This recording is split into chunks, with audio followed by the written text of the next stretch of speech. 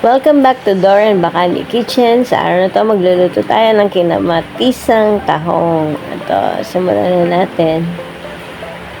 Ayan. Ano yung complete recipe? Nasa description. Ayan. Painitin muna natin yung mantika. Igisa yung bawang at sibuyas.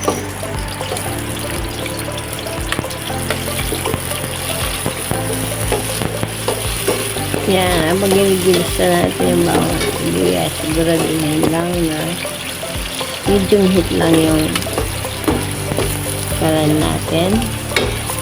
Tapos ilalagay na yung luya para maalis yung lansa.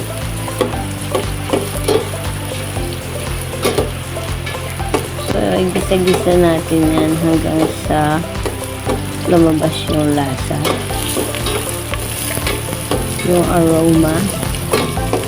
Perfect sa tag-ulan ng ating sabaw ngayon. Pwede rin sa hapunan o tanghalian. Yan, ilagay na natin yung kamatis. So, igisa-gisa lang din yung kamatis hanggang sa medyo lumambot na siya para malasa. Yan. Then, dagdagan na natin yung sabaw. At least 3 cups of water. Lagyan natin yan ng pampasarap na patis, pampalasang magic sarap. So, ngayon ilalagay na natin ang tahong. So, tatakpan lang natin yan. Hayaan itong kumulo. Yan. Pagkulo niya, pwede na nating ilagay yung mga gulay natin, yung mga pechay. Yan, pechay Tagalog at saka yung pechay Baguio. So, yan, palalambultin lang natin yung mga gulay. At least half cook para mas healthy at masarap.